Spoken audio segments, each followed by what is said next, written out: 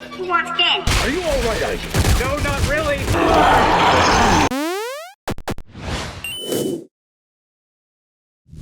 This Rev 3 Games review is brought to you by Slim Jim. Dead Space 3 is out. Should you buy it? Watch my review to find out. It's no coincidence that video game trilogies tend to be judged by their final installment. The story has reached its conclusion, the characters have had a chance to develop, and the mechanics have gone through several iterations, throwing out the ones that don't work and refining those that do. Visceral is no stranger to this kind of self-improvement, and nowhere is that more evident than in Dead Space 3. Perhaps the best example of this is the narrative, which was never exactly the highlight of the series, and yet suddenly conveys a sense of importance and finality. Our once silent protagonist, Isaac Clarke, has been roped back into duty with the promise of tracking down his girlfriend Ellie, and this time there's more than just necromorphs standing in his way. In addition to new characters and conflicts, we're also presented with a centralized villain, Danik White, the leader of the Unitologist army. His purpose serves to mostly distract Isaac from the greater goal at hand, and while he does provide far and away the best voice acting in the game, his villainy is largely unmemorable thanks to an underdeveloped backstory. Death is only the beginning, Isaac. Nature must take its course, and I can't allow you or anyone else to stop that. I have similar mixed thoughts about Isaac's partner, John Carver, who, like Danik, seems to fill the stereotype of a character without actually providing much substance. Sorry. Yeah. Don't be. We're not friends. From a strictly narrative standpoint, I can see why it's important to have a hard ass around to keep Clarke grounded, but from a likability perspective, I'll just say I'm glad his role in the single player is kept to a minimum. Speaking of which, those of you worried about the inclusion of co-op will be happy to know that it doesn't impede or detract from the solo experience. The game was obviously still designed with the single-player campaign in mind, so I recommend playing through that one first before attempting the co-op. With regards to the co-op campaign, I definitely think it's at least worth a gander because it does provide around 3 to 5 hours of extra content that you wouldn't be able to access otherwise. It also adds kind of an interesting dynamic because it forces you to work together to complete certain tasks.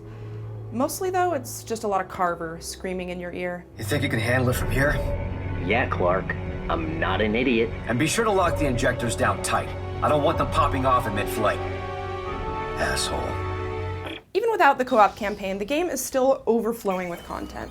The campaign packs around 15 to 20 hours of story missions, as well as a handful of optional ones, ranging from your standard fetch quest fare to some really exhilarating zero-gravity sections.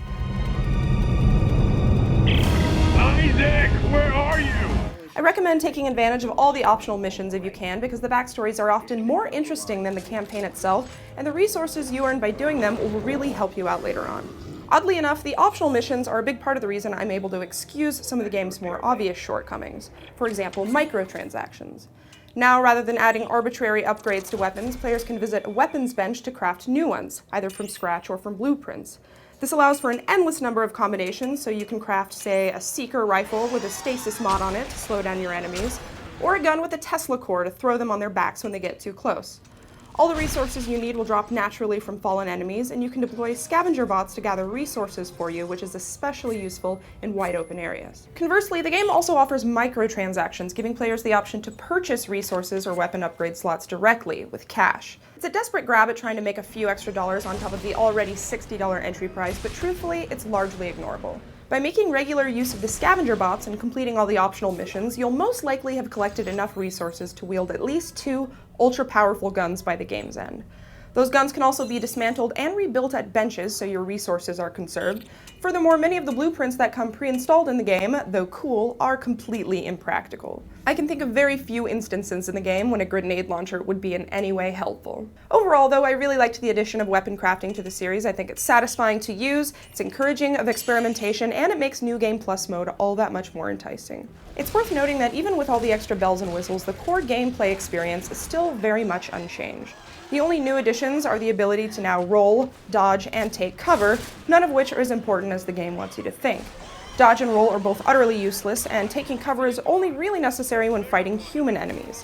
Thankfully, those moments are brief, and the majority of combat will be spent fighting the same gruesome enemies in the same tight corridors you've come to expect from Dead Space.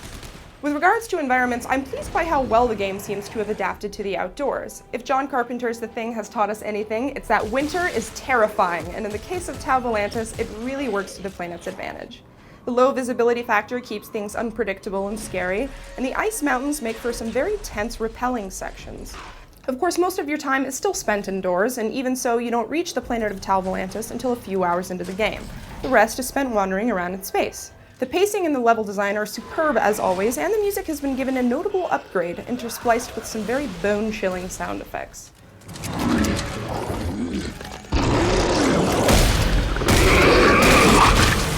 All of this contributes to the atmospheric horror of the game, which pairs well with the new visual standard that Visceral has set for themselves.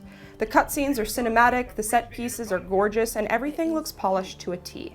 While some might claim the franchise has strayed with all the new features and modes they've implemented, I feel as though it's evolved into its logical conclusion. With the exception of a few minor gripes, Dead Space 3 feels like what Dead Space was meant to be all along.